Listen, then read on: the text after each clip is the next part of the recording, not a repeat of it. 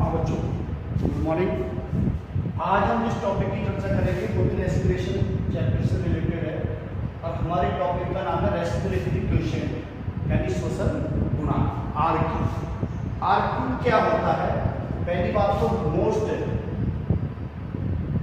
ये topic most है, छोटा क्वेश्चन आने की यहाँ से संभावना रहती है।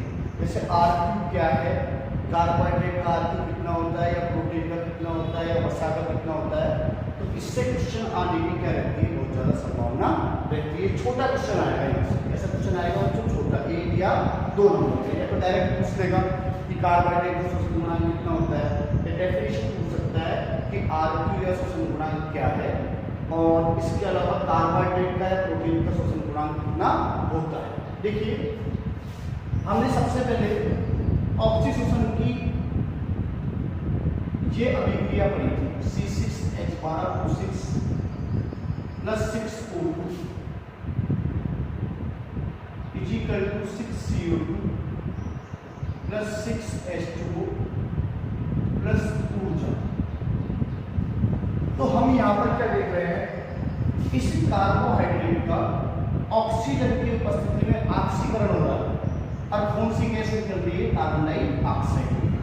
यानी कि ऑक्सीजन के अंदर या श्वसन में ऑक्सीजन गैस प्रयुक्त होती है और CO2 गैस बाहर निकलती है। तो ये आरक्यू क्या है बच्चों? आरक्यू क्या होता है? देखिए, श्वसन गुणांक क्या है, कौन सी गैस लग रही है, कौन सी गैस निकल रही है, CO2। तो श्वसन में विमुक्त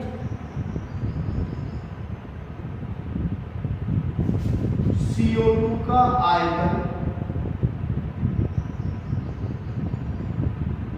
श्वसन में विमुक्त CO2 का आयतन बटा श्वसन में प्रयुक्त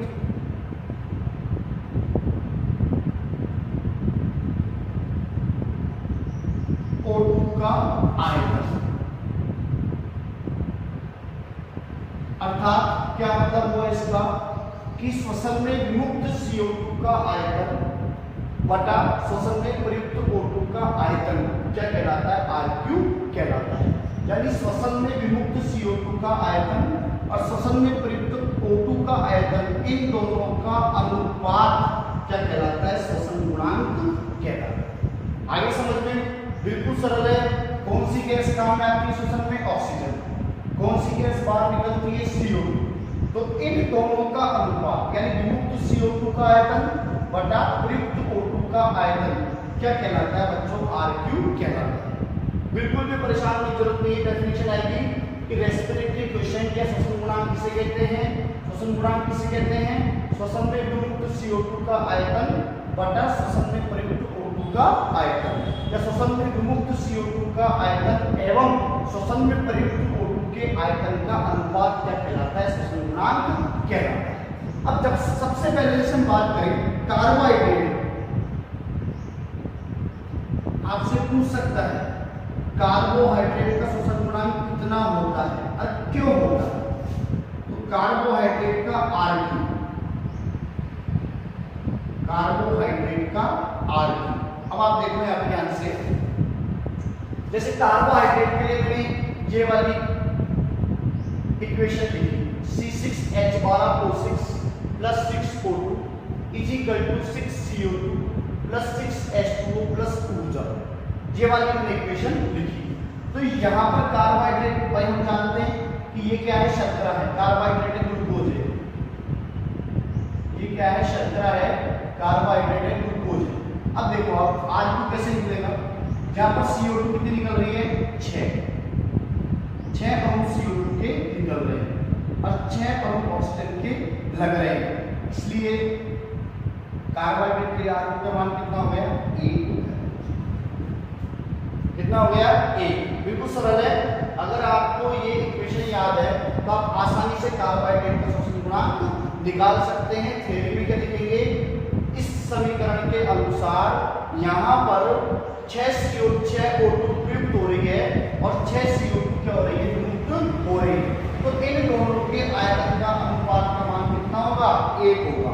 तो कार्बोहाइड्रेट का आयतन कितना हो गया बच्चों, 1। कितना हो गया, 1। सरल है बिल्कुल। ये सूत्र दिमाग में रखना, शोषण में विमुक्त CO2 का आयतन बटा शोषण में प्रयुक्त O2 का आयतन, इन दोनों का अनुपात का मान कार्बोहाइड्रेट के लिए कितना होता है, 1 होता है। उसके बाद देखिए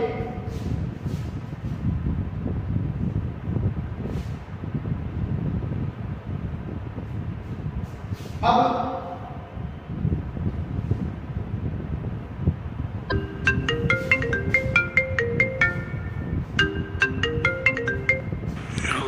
Good morning, sir. The flight is on time. हाँ जी, अब देखो बच्चों, अगला है वसा। क्या है, वसा। देखिए C51 H98 O2 plus 145 oxygen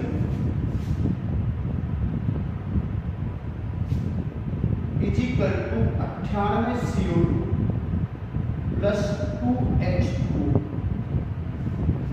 जहां पर ये जो C51 H98 O2 है, ये एक वसा है ट्राइपामीथिन। कौन सी वसा है बच्चों, ट्राइपामीथिन। ठीक, ये ऑक्सीजन हो ही गई, ये कार्बन डाइऑक्साइड हो ही गई, और ये क्या हो गया बच्चों, जल हो गया।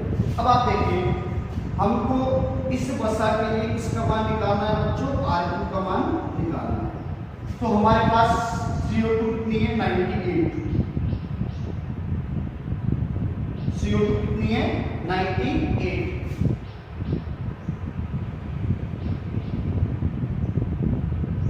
ऑक्सीजन कितनी है, 145। तो अगर हम इस 145 का भाग 98 में देंगे तो अपने लिए R2 का मान लगभग प्राप्त होगा 0.7। कितना प्राप्त होगा बच्चों, 0.7। यानी वसा के लिए R2 का मान कितना होता है, 0.7। डायरेक्ट पूछेगा, ये समीकरण आपको याद हो जाता है तो ठीक है, नहीं होता है तो कोई दिक्कत वाली बात नहीं है, ठीक है ना। डायरेक्ट आपसे पूछेगा C51 H98 O2 plus 145 oxygen हो गया इसके अंदर, और यहाँ पर CO2 102 है और यहाँ पर H2 98। तो यहाँ पे CO2 का मान 102 है, कितना आएगा, 102। 102 में अपन 145 का भाग देंगे तो अपने पास कितना आ जाएगा, 0.7 आ जाएगा। तो R2 का मान वसा के लिए कितना होता है, 0.7। कितना होता है बच्चों, 0.7। और यह आपकी ट्राइपामीथिन क्या है, वसा है। ठीक, इसका अपन ने ऑक्सीजन की उपस्थिति में ऑक्सीकरण किया, अपने को CO2 प्राप्त हो गई, और साथ में क्या प्राप्त हो गया, जल प्राप्त हो गया। यहाँ पर अपन ने 102 CO2 को ऊपर लिखा, 145 O2 को नीचे लिखा, तो अपने लिए R2 का मान कितना आ गया, 0.7। यानी वसा के लिए शोषण गुणांक का मान कितना होता है बच्चों, 0.7। कितना होता है, 0.7। इसी प्रकार यदि हम प्रोटीन के लिए बात करें तो प्रोटीन के लिए वसा इसका R2 का मान होता है 0.7 से 0.9 के मध्य। 0.7 से 0.9 के मध्य प्रोटीन के लिए क्या होता है, शोषण गुणांक का मान होता है।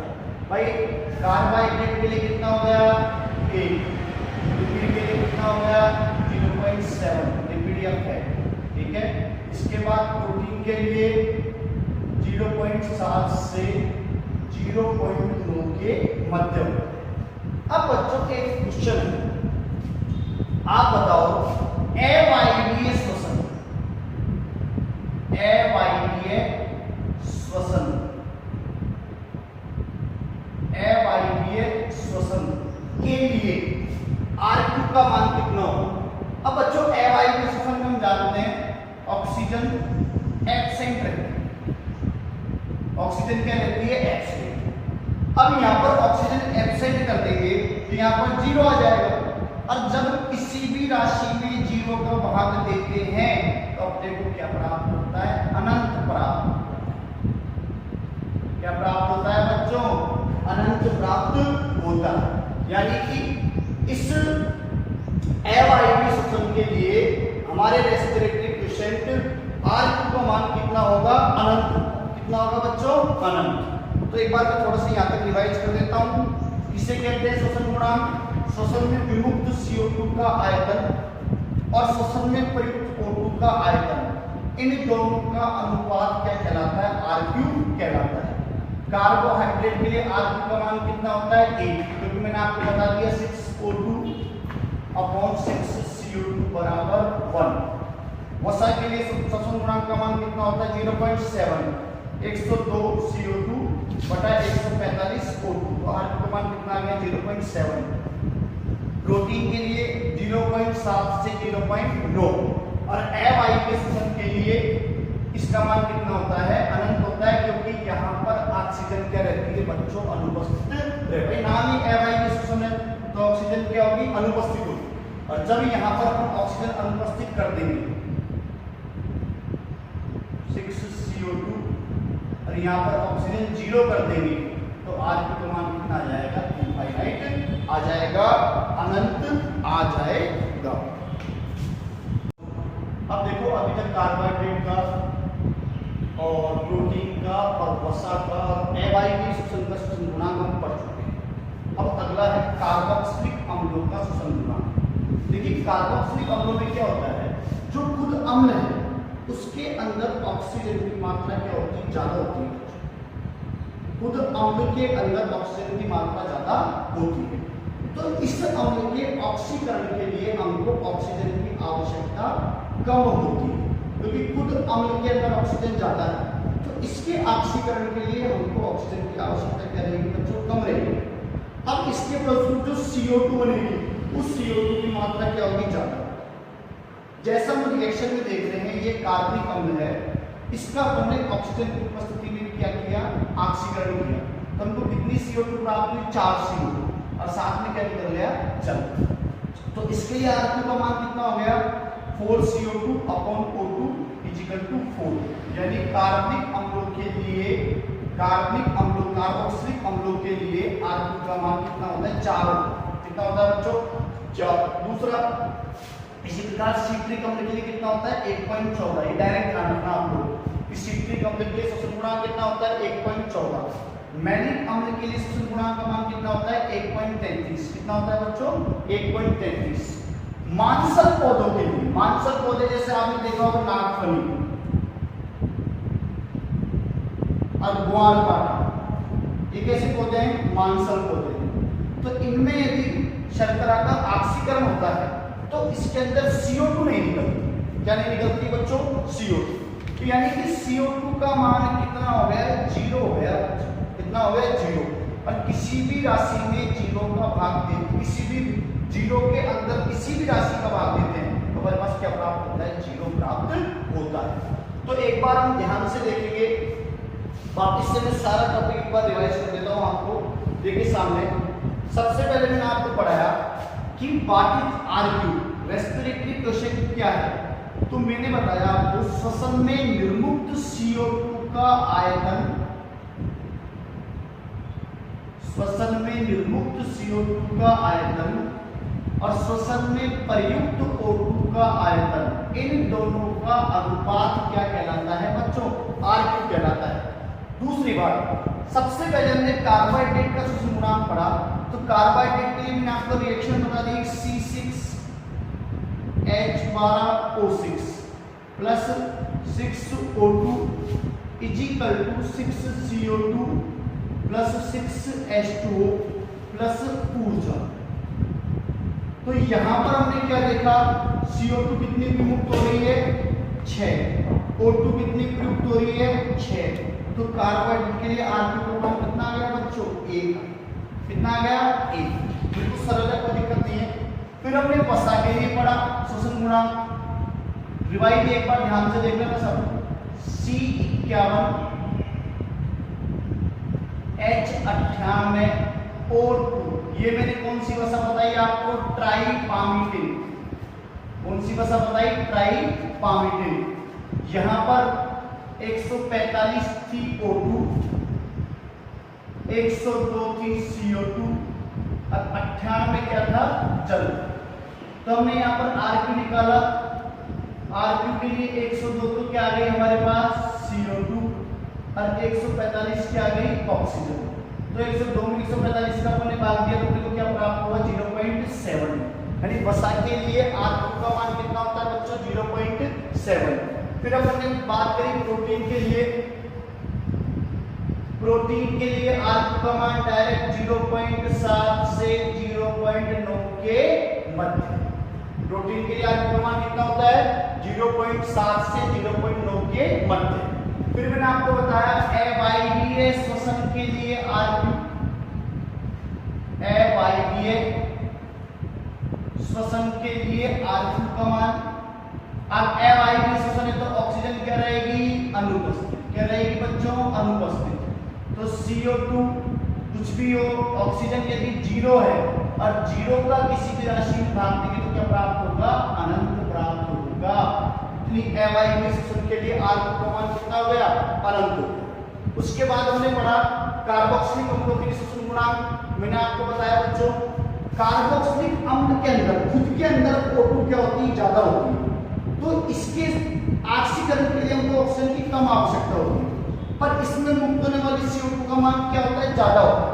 तो यहाँ पर 4 CO2 बटा 1 ऑक्सीजन, तो कार्बोक्सिलिक अम्लों के लिए श्वसन गुणांक का मान कितना आ गया बच्चों 4, कितना आ गया 4। सिट्रिक अम्ल के लिए याद रखना पड़ेगा 1.14, मैलिक अम्ल के लिए 1.33 और मांसल पौधों के लिए श्वसन गुणांक कितना आ गया 0 आ गया, क्योंकि यहाँ पर CO2 विमुक्त नहीं होती। ठीक है, कितना आ गया 0। अब एक बार देखो, सबसे पहले कार्बोहाइड्रेट, कार्बोहाइड्रेट के लिए श्वसन गुणांक कितना होगा बच्चों 1। वसा, वसा के लिए कितना होगा बच्चों 0.7। प्रोटीन 0.7 से 0.9, 0.7 से 0.9। उसके बाद अवायवीय श्वसन, अवायवीय श्वसन के लिए अनंत, कितना हो गया अनंत। उसके बाद कार्बोक्सिलिक अम्ल, कार्बोक्सिलिक अम्ल के लिए श्वसन गुणांक कितना हो गया 4। सिट्रिक अम्ल के लिए कितना हो गया श्वसन गुणांक 1.14, मैलिक अम्ल के लिए कितना हो गया 1.33 और मांसल पौधों के लिए श्वसन गुणांक का मान कितना हो गया 0 हो गया। बच्चों हमारा चैप्टर चल रहा है श्वसन, तो मैं आपसे ये बोल रहा था कि आप लोग नोट्स की एक कॉपी बना लो। क्या बना लो? नोट्स की एक कॉपी बना लो। उस नोट्स की कॉपी में जो आपको नोट्स भेजे जा रहे हैं वो प्रॉपर नोट्स होने चाहिए। आई बात समझ में, जिससे आपको पढ़ने में सुविधा रहे। कोई भी टॉपिक समझ में नहीं आता है तो उसका आप वीडियो देख सकते हो, उस वीडियो में आपको टॉपिक समझ में आ जाएगा। और जो नोट्स दिए जा रहे हैं आपको, उन नोट्स की एक प्रॉपर कॉपी आप तैयार कर लो, क्योंकि अपने को जब बाद में रिवीजन करना रहेगा तो आपको बार बार वीडियो नहीं देखना पड़ेगा। हमने कॉपी उठाई और जब तक हम किसी भी टॉपिक को एक बार नहीं लिखेंगे तब तक वो हमारा प्रिपेयर नहीं होगा। जैसे साइकिल है, ग्लाइकोलिसिस है, क्रेब्स चक्र है, ETS है, ये सारी साइकिलें अभी एक चक्र और आएगा, अपने HMP शब्द पढ़ेंगे अपन। तो ये जो सारे चक्र हैं, इन चक्रों को आपको 2-2 बार बना के देखना है कॉपी में, क्योंकि जब तक इनको बनाकर नहीं देखोगे, मेरे यहाँ बनाने से समझाने से कुछ नहीं होगा। जब तक आप लोग उनको बना के नहीं देखोगे, जब तक वो आपको समझ में नहीं आएंगे। उनमें कौन सा एंजाइम यूज हो रहा है, कहाँ कहाँ पर ATP बन रहे हैं, कहाँ कहाँ पर NADH2 बन रहा है, कहाँ कहाँ पर FADH2 बन रहा है, डायरेक्ट प्रोडक्शन ATP का कैसे हो रहा है, ये सब आपको वहाँ पर प्रॉपर तरीके से क्या करने हैं, देखने हैं। क्योंकि जब तक उनको नहीं देखोगे आप, जब तक आपको समझ में नहीं आएगा। कॉपी बढ़िया, जैसे अपने बायोलॉजी वाले जो बच्चे हैं 7 मास के बच्चे, उनकी सबकी प्रॉपर कॉपी बनी हुई है बायोलॉजी की। तो उनमें आपने फोटोसिंथेसिस वाला चैप्टर किया हुआ है। जो वो फोटोसिंथेसिस वाला चैप्टर है उसको छोड़ो, मैं वापस पढ़ाऊंगा उसको यहाँ। तो जब उसके नोट्स आप पूरे कर लेना, तो उसमें आप 10-5 पन्ने 10-15 पन्ने छोड़ के और रेस्पिरेशन के प्रॉपर नोट्स बनाना शुरू करो। आई बात समझ में? आपके पास सारे वीडियो 5-6 वीडियो आ चुके हैं मेरे, उनको देखकर वीडियो बनाओ, उनको देखकर नोट्स बनाओ। आपको नोट्स भी भेजे जा चुके हैं, उन सभी को देखकर आप नोट्स तैयार करो रेस्पिरेशन। फिर जब भी हम आपको बुलाएंगे तो सारे नोट्स क्या होंगे, चेक होंगे, क्योंकि नोट्स के बिना नहीं पढ़ा जा सकता। ठीक है, वीडियो हम इसलिए बनाते हैं, इसलिए देख रहे हो आप, तो अपने कंसेप्ट क्लियर हो। और जब तक नोट्स नहीं बनाओगे, जब तक वो आपका क्लियर नहीं होगा। तो कार्बोहाइड्रेट का सूचकांक कितना 1, वसा का कितना 0.7, प्रोटीन का 0.7 से 0.9 के मध्य में, एवाई के सिस्टम के लिए इनफाइनाइट या अनंत, सिट्रिक अम्ल के लिए 1.14, मैलिक अम्ल के लिए 1.33, और कार्बोक्सिलिक अम्लों के सूचकांक का मान कितना 4, और मांसल पौधों के सूचकांक का मान कितना हो गया बच्चों 0 हो गया। ये टॉपिक आपका रेस्पिरेटरी क्वेश्चन समाप्त हुआ। इस टॉपिक के अंदर से छोटा क्वेश्चन आने की संभावना रहती है।